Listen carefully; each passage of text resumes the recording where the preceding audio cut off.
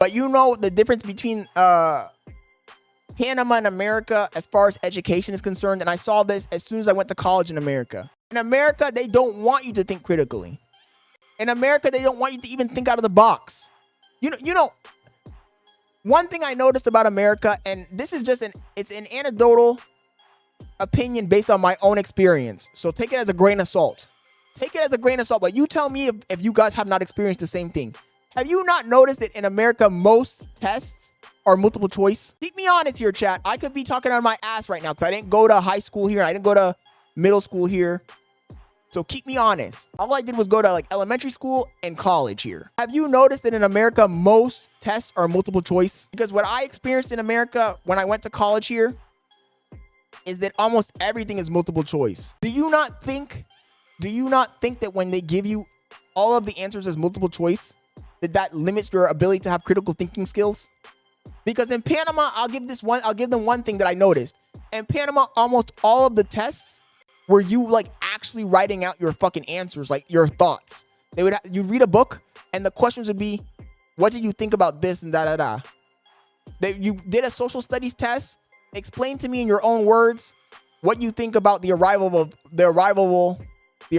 of Balboa Vasquez to Panama. What is your thought about the independence of Panama from Colombia? Explain to me in your own words what happened during the independence battle of 1915 between da-da-da-da and da-da-da-da. And they had you write. Almost all of the tests were you just writing. It's more work for the teacher. The teacher has to sit down and read every fucking answer, and she has to analyze. Now the teacher's taking a course in history because the teacher has to sit down and read every single answer, analyze it, think, oh, is this guy right? Is he wrong? So it is more work. But shit, when everything is multiple choice, now you're thinking inside the box. You're thinking inside the box. The fuck? Because what happens is the college or the high school, they don't want to sit down and have to analyze everybody's answers. Let's keep it a buck. They don't want to do that. They want to get the sheet, put it in that machine that scans it, and it says, oh, this is right, this is wrong. Right off the bat. It's laziness. But that laziness, in my opinion, has a ramification on the entire society, on the entire population. It causes almost all the people to have a limited perspective in life because all the people are looking for the answers that are provided to them. Nobody's out here doing research and really thinking about their answers and analyzing situations. They're just trying to get the quick, fast answer. Human beings, your mind is just a computer. Your mind is just a computer. And if your computer is programmed to be lazy and to find shortcuts, you're going to have a lazy fucking computer, you know? You're going to have a badly programmed computer. And if the majority of the population is also on that same lazy frequency, then you're going to have a fucked up population. And it's a population of people who don't critically think. They just want to go with whatever options are fed to them. Think about it. Look, you can see it in the political system, bro. Look at the American political system. A two-party system. Go to other countries and see how their politics are organized. There might be hella corruption. It might be very chaotic. It might be unstable. But they have multiple choices. The fact that Americans are being programmed to be conformists and to not have critical thinking skills. Oh, my only two choices, Democrat or Republican, blue or red, left or right. Oh, so much freedom here. Look at my freedom of choice. Like, no, dude, you're being brainwashed. And this effect is seen everywhere throughout the system.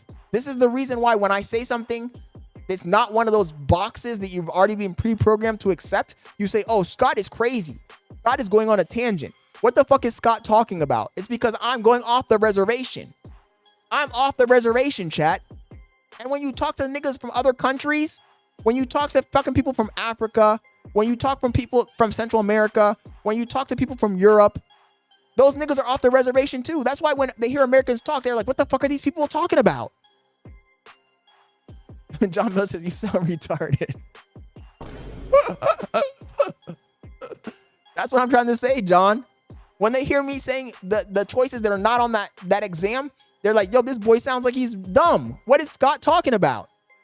But if I sat down right now with somebody from a European country, if I sat down right now with somebody from Brazil or South America or Central America or Africa, they're going to be like, yo, I agree 100% with this guy.